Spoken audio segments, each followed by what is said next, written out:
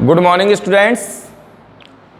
आज हम पढ़ेंगे प्रकाश विद्युत प्रभाव, फोटो इलेक्ट्रिक इफेक्ट। लेकिन उसको पढ़ने से पहले हम बात करेंगे प्लांक के क्वांटम सिद्धांत की। प्लांक का क्वांटम सिद्धांत। देखिए, एक ऐसा आदर्श पिंड जो प्रत्येक प्रकार के विकिरणों का उत्सर्जन अथवा अवशोषण करता है, कृष्णिका कहलाता है। एक ऐसा आदर्श पिंड जो प्रत्येक प्रकार के विकिरणों का उत्सर्जन अथवा अवशोषण करता है, कृष्णिका कहलाता है। तथा कृष्णिका से उत्सर्जित होने वाले जो विकिरण हैं, उन विकिरणों को हम कहते हैं कृष्णिका विकिरण। तो ध्यान देना, एक ऐसा आदर्श पिंड जो प्रत्येक प्रकार के विकिरणों का उत्सर्जन अथवा अवशोषण करता है, कृष्णिका कहलाता है। तथा कृष्णिका से उत्सर्जित होने वाले विकिरणों को कृष्णिका विकिरण कहते हैं। प्लांक ने स्पष्ट किया कि परमाणु एवं अणु ऊर्जा का उत्सर्जन अथवा अवशोषण विविक्त मात्राओं में ही करते हैं, डिस्क्रीट।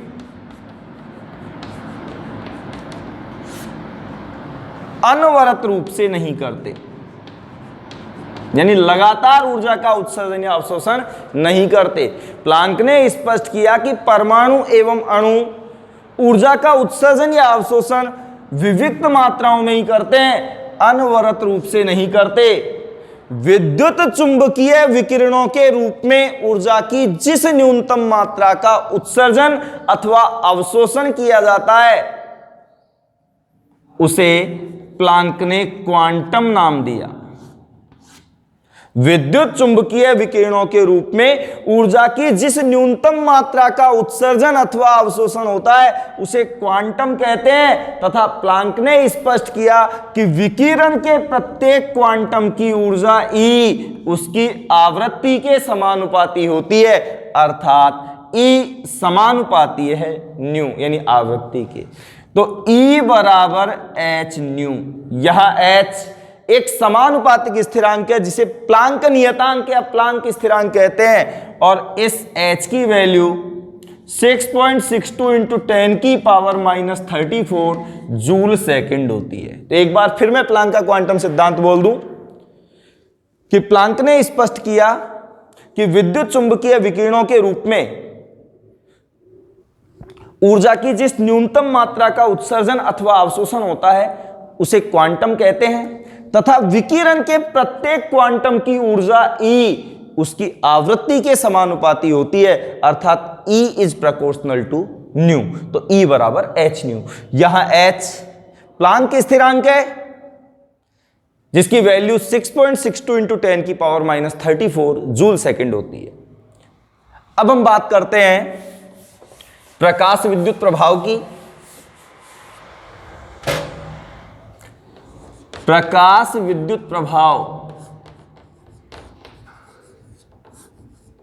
यानी कि photo electric effect. Hertz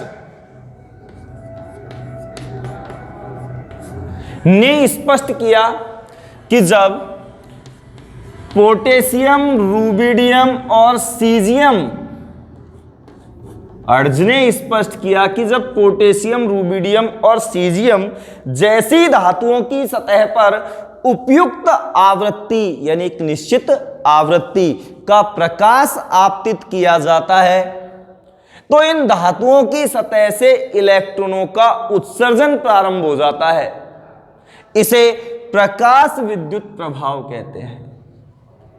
hertz ने स्पष्ट किया कि पोटेशियम, रूबिडियम और सीजियम जैसी धातुओं की सतह पर यदि उपयुक्त आवृत्ति का प्रकाश डाला जाता है या आपतित किया जाता है, तो इन धातुओं की सतह से इलेक्ट्रॉनों का उत्सर्जन प्रारंभ हो जाता है, अर्थात वैद्युत प्रभाव दिखाई देता है। इसे प्रकाश विद्युत प्रभाव कहते हैं। और इस प्रयोग के कुछ परिणाम थे, लेकिन इससे पहले हम बात करेंगे कि इस एक्सपेरिमेंट के लिए किस प्रकार से चित्र व्यवस्थित किया गया। देखो, एक स्वच्छ कांच की निर्वात नलिका ली गई। इस निर्वात नलिका में एक धातु की प्लेट व्यवस्थित की गई।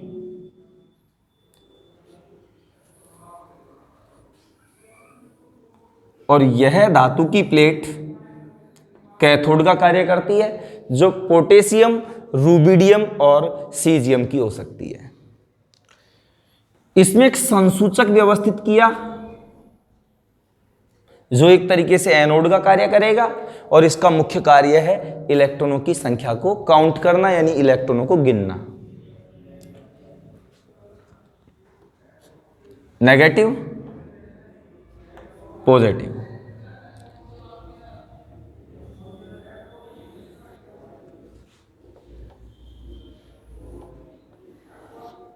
विद्युत धारामापी लगा दिया।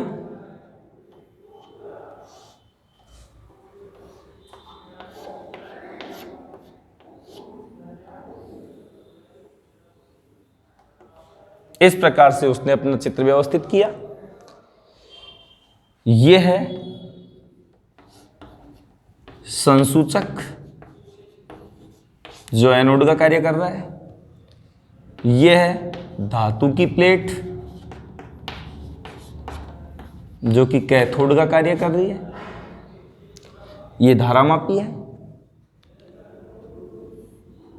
अब देखिए क्या कहा था हर्ट्ज ने, कि जब पोटेशियम, रूबिडियम और सीजियम जैसी धातुओं की सतह पर किसी उपयुक्त आवृत्ति का प्रकाश आपतित किया जाता है। देखिए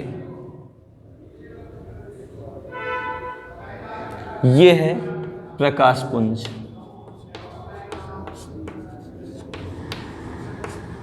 तो क्या बताया था कि जब पोटेशियम, रूबिडियम और सीजियम जैसी धातुओं की सतह पर उपयुक्त आवृत्ति का प्रकाश आपतित किया जाता है, तो इन धातुओं की सतह से इलेक्ट्रॉनों का उत्सर्जन प्रारंभ हो जाता है।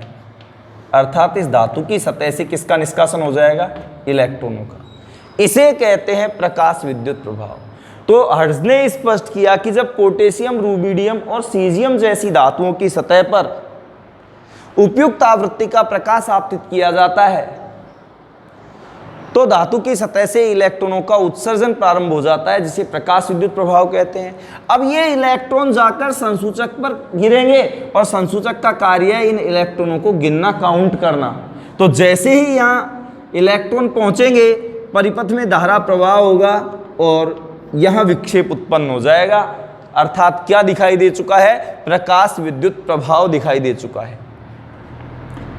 इस प्रकाश विद्युत प्रभाव के प्रयोग के कुछ परिणाम। नंबर 1, जैसे ही प्रकाश पुंज धातु की सतह पर टकराता है, टकराते ही धातु की सतह से इलेक्ट्रॉनों का उत्सर्जन प्रारंभ हो जाता है। यानी कि प्रकाश के टकराने और इलेक्ट्रॉन के निकलने के मध्य किसी प्रकार का समय अंतराल नहीं होता। यानी जैसे ही ये प्रकाश पुंज धातु की सतह पर गिरेगा, आपतित होते ही तुरंत इलेक्ट्रॉन निकल जाएंगे। इनके बीच में किसी प्रकार का कोई टाइम लैग यानी समय अंतराल नहीं होता है। तो प्रकाश पुंज के टकराने और धातु की सतह से इलेक्ट्रॉनों के निकलने के मध्य किसी प्रकार का कोई समय अंतराल नहीं होता है। नंबर 2, आपतित प्रकाश की तीव्रता जितनी ज्यादा होती है, निष्कासित इलेक्ट्रॉनों की संख्या भी उतनी ही अधिक होती है। यानी जितनी अधिक तीव्रता का प्रकाश गिरेगा धातु की सतह से, उतनी ही अधिक संख्या में इलेक्ट्रॉनों का उत्सर्जन होगा। नंबर 3, प्रत्येक धातु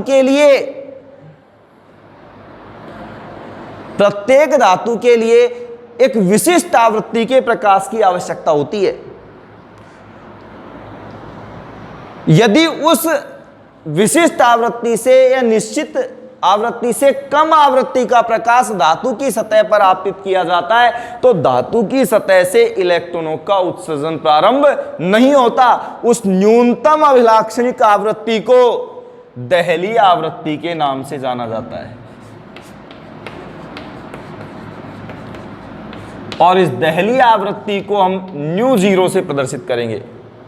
एक बार फिर बोल दूं, प्रत्येक धातु के लिए एक विशिष्ट आवृत्ति के प्रकाश की आवश्यकता होती है।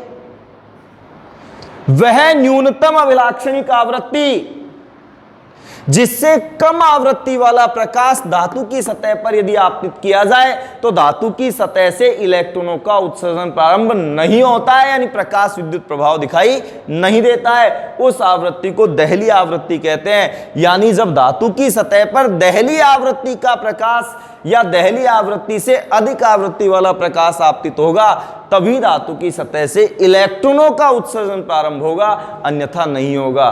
तो वह न्यूनतम अभिलाक्षणिक आवृत्ति या वह अभिलाक्षणिक न्यूनतम आवृत्ति जिससे कम आवृत्ति वाला प्रकाश आपतित करने पर प्रकाश विद्युत प्रभाव दिखाई नहीं देता है, दहली आवृत्ति कहलाती है। और दहली आवृत्ति के बराबर या इससे अधिक आवृत्ति वाला प्रकाश आपतित करने पर धातु की सतह से इलेक्ट्रॉनों का उत्सर्जन प्रारंभ हो जाता है। जैसे एक एग्जांपल रखूं मैं कि पोटेशियम धातु की सतह पर यदि 4.1 से 4.3 गुणा 10 की घात 14 हर्ट्ज आवृत्ति का प्रकाश कई घंटों तक डाला जाए तो धातु की सतह से इलेक्ट्रॉनों का उत्सर्जन नहीं होता है। लेकिन यदि पोटेशियम धातु की सतह पर 5.1 से 5.2 गुणा 10 की घात 14 हर्ट्ज आवृत्ति का प्रकाश आपतित किया जाए तो धातु की सतह से यानी पोटेशियम की सतह से इलेक्ट्रॉनों का उत्सर्जन प्रारंभ हो जाता है, क्योंकि पोटेशियम के लिए दहली आवृत्ति का मान 5 गुणा 10 की घात 14 हर्ट्ज होता है। यानी इस आवृत्ति का प्रकाश आपतित करने पर ही पोटेशियम धातु की सतह से इलेक्ट्रॉनों का उत्सर्जन प्रारंभ होगा। यदि 4.1 से 4.3 गुणा 10 की घात 14 हर्ट्ज आवृत्ति का प्रकाश कई घंटों तक भी पोटेशियम धातु की सतह पर डाल दिया जाए तो धातु की सतह से इलेक्ट्रॉनों का उत्सर्जन प्रारंभ नहीं होता। तो वह न्यूनतम अभिलाक्षणिक आवृत्ति जिससे कम आवृत्ति वाला प्रकाश धातु की सतह पर आपतित किया जाए तो धातु की सतह से इलेक्ट्रॉनों का उत्सर्जन प्रारंभ नहीं होता है, दहली आवृत्ति कहलाती है। और दहली आवृत्ति या इससे अधिक आवृत्ति वाला प्रकाश आपतित करने पर ही धातु की सतह से इलेक्ट्रॉनों का उत्सर्जन प्रारंभ होता है। अब आगे देखिए, मान लीजिए ये कोई धातु की सतह है और इस धातु की सतह पर जो आपतित फोटोन है, इस आपतित फोटोन की ऊर्जा है E। E is equal to होता है h न्यू, तो मैं बोल सकता हूं इस आपतित फोटोन की ऊर्जा क्या है, h न्यू, जो आज हमने पढ़ा था प्लांक के क्वांटम सिद्धांत में। तो मान लो ये कोई धातु की सतह है और इस धातु की सतह पर कोई h न्यू जो ऊर्जा है का प्रकाश पुंज आकर टकराता है। जैसे ही प्रकाश विद्युत प्रभाव दिखाई देता है, मैंने आपसे बात की थी कि धातु की सतह पर प्रकाश के टकराने और धातु की सतह से इलेक्ट्रॉन के निकलने के मध्य किसी प्रकार का कोई समय अंतराल नहीं होता है। यानी उपयुक्त आवृत्ति का प्रकाश जैसे ही धातु की सतह पर गिरेगा, गिरते ही इसकी सतह से क्या निकल जाएगा, इलेक्ट्रॉन। तो मान लीजिए आपतित प्रकाश फोटोन की ऊर्जा है h न्यू तथा धातु की सतह से इलेक्ट्रॉन को निकालने के लिए आवश्यक ऊर्जा h न्यू 0। धातु की सतह से इलेक्ट्रॉन को निकालने के लिए आवश्यक ऊर्जा क्या है, h न्यू 0। अब बची कितनी शेष, आपतित हुई थी h न्यू 0, फोटोन की ऊर्जा थी h न्यू और इलेक्ट्रॉन को निकालने के लिए आवश्यक ऊर्जा है h न्यू 0। तो h new minus h new 0 यानी कि जो अंतर बच रहा है वह फोटो इलेक्ट्रॉन को गतिज ऊर्जा प्रदान करने में व्यय हो जाता है। यानी कि शेष जो ऊर्जा है वो किसके बराबर हो जाएगी, गतिज ऊर्जा 1/2 mv² के। ऊर्जा संरक्षण का सिद्धांत हमने पढ़ा है कि ऊर्जा को न तो उत्पन्न किया जा सकता है और न ही नष्ट किया जा सकता है, उसे एक रूप से दूसरे रूप में रूपांतरित किया जा सकता है। तो ऊर्जा संरक्षण का सिद्धांत यहां लागू होता है। देखिए, आपतित फोटोन की ऊर्जा h न्यू, टोटल आई है h न्यू, धातु की सतह से इलेक्ट्रॉन को निकालने के लिए आवश्यक ऊर्जा कितनी है? hν0। जितनी आई थी उसमें से कुछ भाग तो इलेक्ट्रॉन को निकालने में चला गया, शेष बची हुई ऊर्जा का भाग फोटो इलेक्ट्रॉन को गतिज ऊर्जा प्रदान करने में व्यय हुआ 1/2 mv²। तो hν बराबर hν0 प्लस 1/2 mv²। तो बात यही आ गई, देख लो hν इज इक्वल टू, ये माइनस में वैल्यू इधर जाएगी, किसकी हो जाएगी? प्लस की। इस hν0 को कार्यफलन कहते हैं, और कार्यफलन को हम W0 से प्रदर्शित करते हैं। तो हमसे एक क्वेश्चन और किया जा सकता है कि कार्यफलन किसे कहते हैं? धातु की सतह से इलेक्ट्रॉन निकालने के लिए आवश्यक ऊर्जा कार्यफलन कहलाती है, और कार्यफलन को हम W0 से व्यक्त करते हैं। तो W0 बराबर हो जाएगा hν0। तो हमारे पास सूत्र आया hν is equal to hν0 plus 1/2 mv²। यहां न्यू आपतित प्रकाश की आवृत्ति, ν0 दहली आवृत्ति, और जब तक दहली आवृत्ति या इससे अधिक आवृत्ति वाला प्रकाश धातु की सतह पर आपतित नहीं होता है, धातु की सतह से इलेक्ट्रॉनों का उत्सर्जन प्रारंभ नहीं होता है। तो वह न्यूनतम अभिलाक्षणिक आवृत्ति जिससे कम आवृत्ति वाला प्रकाश आपतित करने पर धातु की सतह से इलेक्ट्रॉनों का उत्सर्जन प्रारंभ नहीं होता है, दहली आवृत्ति कहलाती है। यानी धातु की सतह से इलेक्ट्रॉन निकालने के लिए दहली आवृत्ति या इससे अधिक आवृत्ति की आवश्यकता होती है। तो प्रकाश विद्युत प्रभाव की एक बार डेफिनेशन और देख लेते हैं। हर्ट्ज ने स्पष्ट किया कि पोटेशियम, रूबिडियम और सीजियम जैसी धातुओं की सतह पर जब उपयुक्त आवृत्ति का प्रकाश आपतित किया जाता है तो इन धातुओं की सतह से इलेक्ट्रॉनों का उत्सर्जन प्रारंभ हो जाता है, यानी वैद्युत प्रभाव दिखाई देता है। इसे प्रकाश विद्युत प्रभाव कहते हैं। इस प्रभाव के कुछ परिणाम मैंने आपको बताए।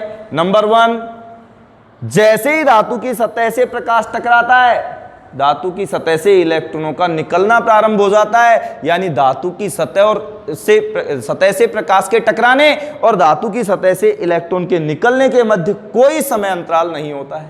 नंबर 2, आपतित प्रकाश की तीव्रता जितनी अधिक होती है, निष्कासित इलेक्ट्रॉनों की संख्या भी उतनी ही अधिक होती है। और नंबर 3, प्रत्येक धातु के लिए एक विशिष्ट अभिलाक्षणिक आवृत्ति होती है। उस आवृत्ति से कम आवृत्ति वाला प्रकाश यदि डाला जाता है तो धातु की सतह से इलेक्ट्रॉनों का उत्सर्जन प्रारंभ नहीं होता है, उसे हम दहली आवृत्ति कहते हैं।